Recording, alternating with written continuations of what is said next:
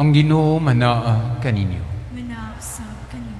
Ang santos nga ebanghelyo sumala ni San Marcos. Himayaon ikaw, O Ginoo.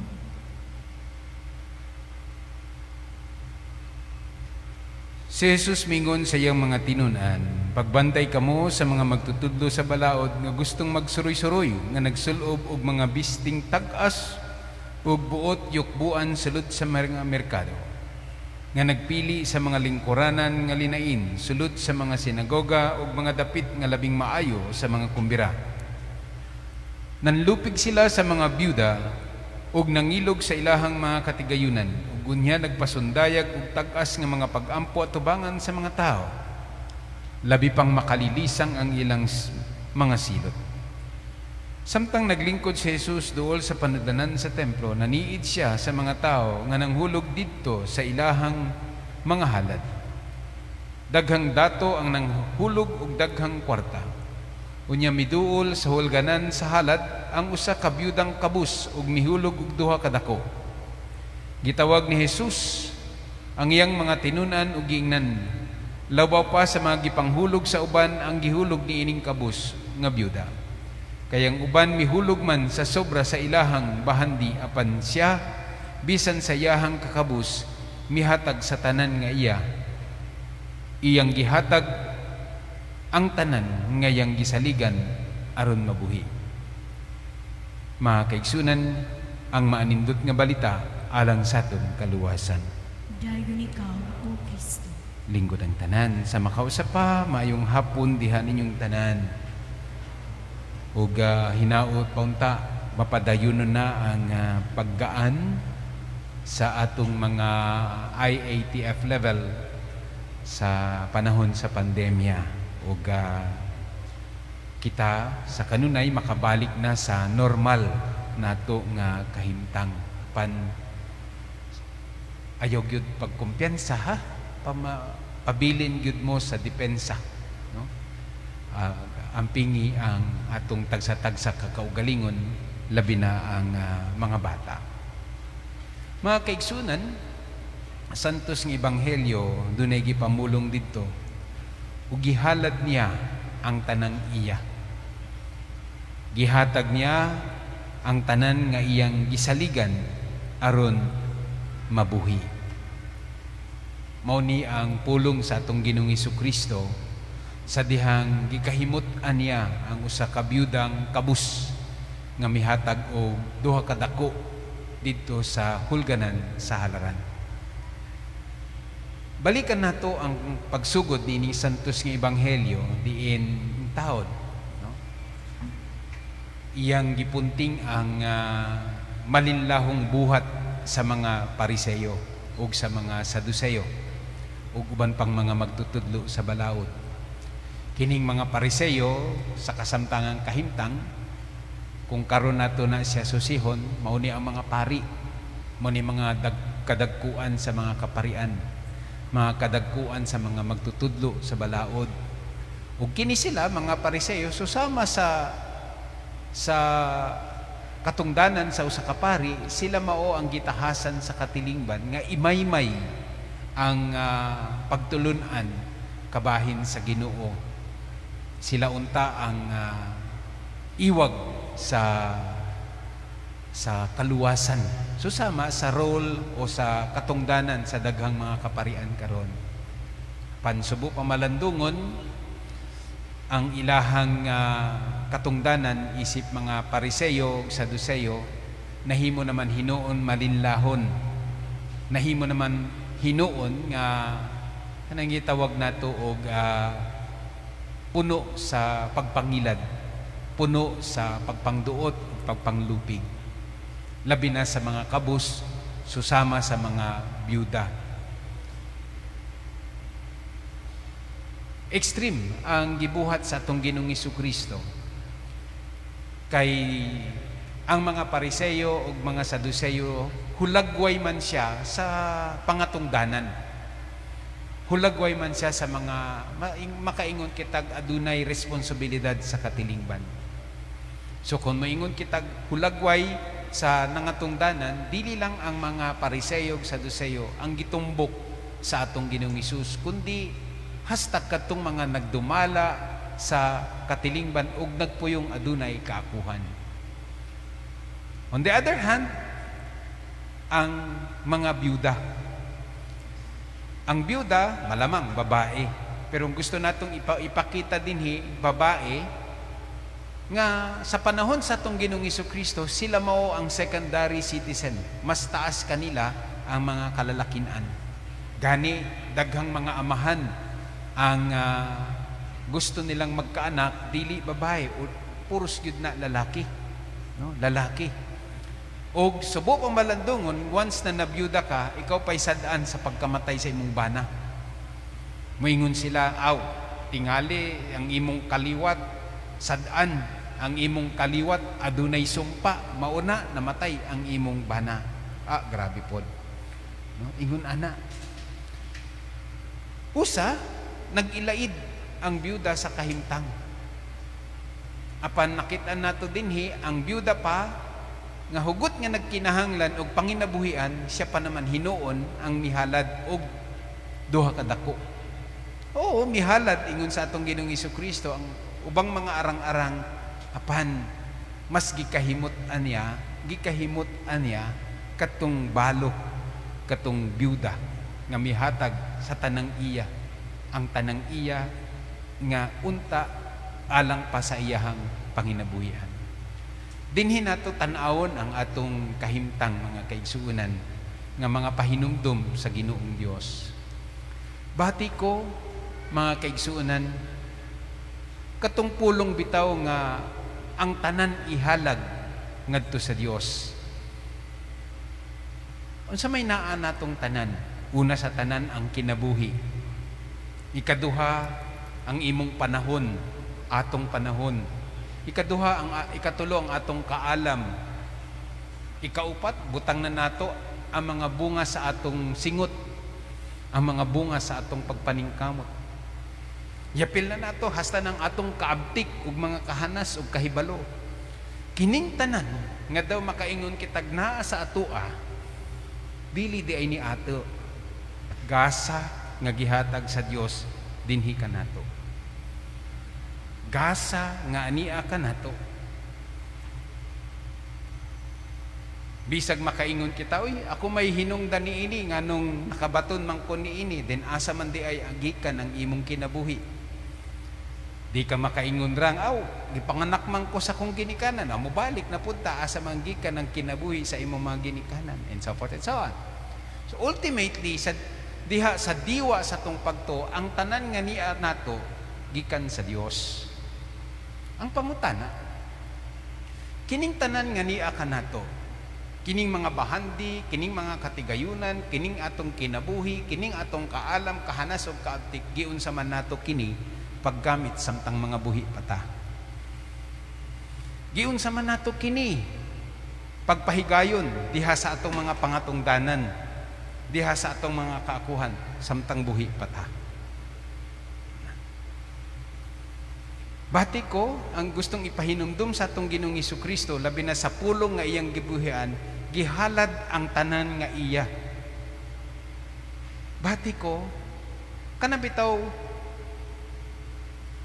kung giunsa nato ang mga halad nga niya dinhi kanato karon, ihalad nato balik ngadto sa Dios, pinaagi sa matag-adlaw natong pagpuyo ni ining kalibutana. Diha sa atong pangatungdanan, diin mapahigayon kining paghalad sa pagpuyo nato nga dunay kaakuhan. Nangatungdanan kita, tanaw nato, isip mga amahan, isip mga inahan, diha sa managtiayong kinabuhi, ihalad ninyo ang inyong pagminahalay ngadto sa Dios. Busa ang inyong paghigugma ay sa usag-usa, ang inyong pagkaginikanan sa usag-usa, ang inyong kaakuhan isip banag asawa, daw halad matag-adlaw ngadto sa Ginoo. Daw halad matag-adlaw ngadto sa Ginoo. Ang imong kinabuhi, ang imong mga paningkamot, ang imong mga tinguha, dili lang halad sa imong kapikas, kundili halad ultimately labaw sa tanan ngadto sa Dios. Sa atong managsilingan, sa atong panaghigalaay, Ihalad nato ang atong panaghigalaay sa usag-usa ngadto sa Dios. Ang atong kinabuhi matag adlaw, ang atong mga paningkamot matag adlaw, ang atong mga tinguha, ang atong mga pangandoy, ihalad nato balik ngadto sa Dios. Ang atong pag-amuma sa atong mga anak, ang atong paningkamot nga kahatagan nato silag maayong kaugmahon, usa ka paagi nga paghalad nato ngadto sa Dios. Ang atong pagkaanak nga diin kita muhatag og pagtahod og respeto, pagpangga usab sa atong mga ginikanan, ihalad nato ngadto sa Dios. Halad ngadto sa Dios. So dili lang di ay sulod sa simbahan kita nagahalad, kundi sa matag adlaw natong kinabuhi, sa matag adlaw natong paningkamot, usa ka tinguha nga kahalaran ng Dios ug usa ka putli, the best among the best. So mausab ang panglantaw. Mausab ti ay ang panglantaw. Dinhi kita giauhag karon sa atong ebanghelyo ingunaning pamalandong. Kay ultimately, mga kaigsuonan, kining tanan gikan sa Dios, gasa gikan sa Dios, apan maupod ni ang atong ihalad balik ngadto kaniya pinaagi sa pagpahigayon sa atong kaakuhan sa usag-usa. So niining tungura, walay dato, walay pobre. Ang tanan maninguha kay ikaw pa man ang magpasya. Unya unta ang atong paghalad gitukmod sa gugma, gituboy sa pagmahal. Inspired by love, mahimo na siyang love offering. So ang imong pag-amuma sa imong pamilya halad ngadto sa Ginoo. Ang imong pagpuyo nga dunay kaakuhan diha sa katilingban isip ilahang pangulo or leader ba, ihalad ngadto sa katilingban. Wow. Usa ka paradigm shift sa ato ang tanan. Ngang matag adlaw natong paningkamot, mauna ang mga pamaagi nga kahalaran nato ang Ginoong Dios. Inigmatan natog buntag hangtod sa dili pa kita matuog sa gabi. Kanang atong mga paggudlay, kanang atong mga pangatinguha, halad ngadto sa Dios. Busa ihalad ang tanan ngadto sa Dios. Kanabayang paghalad sa tanan, ikaw man sa imuhang kaugalingong kabubuton sama sa ako nang giingon kaganiha, ikaw man ang magdesidir, ikaw man ang mag-decide, ikaw man ang magpahigayon. Dili siya mao ang magbuot, dili siya magpahimutang og kantidad, dili siya magpahimutang kung unsa kadako o kung unsa kagamay. Ikaw napanhinom dami ang taksanan nga imong gigamit. Ang taksanan nga imong gigamit sa imong paghalad, maupoy gamiton nga taksanan sa pagsulod nimo sa gingharian sa Dios. Maupoy taksanan nga gamiton sa Dios alang kanato. Busa, hinuklogan nato ni ug hinaot punta sa ingon ani nga panglantaw. Mas mahatagan nato og dugang kasibot, dugang kalambuan, dugang kahulugan ang atong pagpangga sa usag-usa. Ug kun do naman kitay mga kasaypanan, hinaot pa unta. Mauni ang mga panglantaw pamaagi nga mohatag dugang sa atong mga kakulangan aron mahatagan nato og kahimpitan ang atong kasuod relasyon sa usag-usa. Ingon man usab ang atong pangangatundanan, isip mga ginikanan, isip managsuon, isip managsilingan, labaw pa kung doon na tayo katungdanan gadud sa halapad nga katilingban. Hinaot punta, mahimo kining usa ka reliyosong paghalad sa atong Ginoong Dios, pagdayeg ug pagpasalamat kaniya. Manindog kita karon ug ihalad ta ang atong pagpadayag sa pagtuo, ihalad nato kini diha sa kinasingkasing nga paagi kitang tanan. Nagatuo ako sa Dios, Amahan nga makagagahom sa tanan.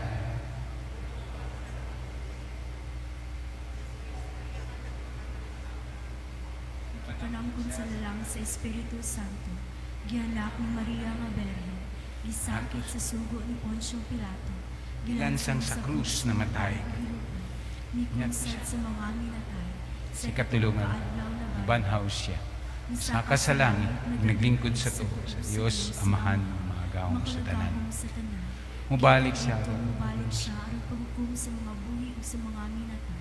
Nagato ako sa Espiritu Santo, sa Santo Iglesia Katolika, sa kaambitan sa mga santos, sa kapasayloan sa mga sala, sa pagkabanhaw sa lawas o sa kinabuhing. Amen.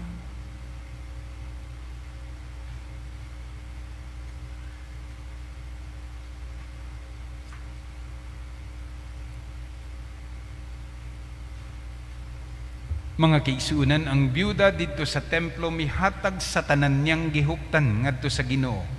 Ang iyang kamanggihatagon makahimo natong mapaubsanon. Magmanggihatagon usab kita aron sa atong mga pag-ampo alang sa uban agig tubag ngadto sa Ginoo nga magmakanunayong naghatag kanato sa atong gikinahanglan ug miingon kita, Ginoo dungga ang among mga pag-ampo. Ginoo, dungga ang among mga pag-ampo. Alang sa tanang katawhan sa Dios, nga mahinangpon kita mudawat sa mga buhat sa gugma ug pagpangalagad nga gipadangat sa simbahan, mga muyo kita sa Ginoo. Ginoo dungga ang among mga pag-ampo. Alang niadtong nagdumala sa atong nasod, nga makaangko na sila sa grasya sa sarang makapauswag sa atong ekonomiya, mga muyo kita sa Ginoo.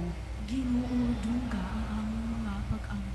Alang niadtong nag-antos sa nagkalain-laing matang sa sakit, nga makabaton na sila og hingpit nga kaayuhan ug kahupayan diha ni Kristo, mga muyo kita sa Ginoo. Ginoo dungga ang among mga pag-ampo. Alang sa mga nagalagad sa mga masakiton ug ubang hutong sa katilingban, nga makabaton kanunay og grasya sa paglahutay ug nga mapanalipdan sila, mga muyo kita sa Ginoo. Ginoo dungga ang among mga pag-ampo. Alang sa pagsaulog sa 500 years of Christianity, nga unta magmalamposon ang tanan nga kalihukan, ilabi na sa mga parokya, ug atong mapalawman ang atong pagtuo ug paglaom, isip mga binunyagan, mga muyo kita sa Ginoo.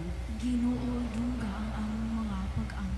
Alang sa mga sulugoon sa Dios, Teofilo Camomot Obispo, ug Joel Chevalier Pari, nga mabayaw na sila sa kadungganan sa altar, mga muyo kita sa Ginoo. Ginoo dungga ang among mga pag-ampo. Alang sa mga nangamatay, nga mahiuban na sila kang Kristo ug sa tanang mga santos, mga muyo kita sa Ginoo. Ginoo dungga ang among mga pag-ampo. Kini among gipangayo pinagi ni Jesu-Kristo mong anak nga buhig hariban kanimog sa Espiritu Santo, Dios nga usa hangtod sa kahangturan. Amen. Maglingkod kita karon atong awiton ang awit sa paghalad.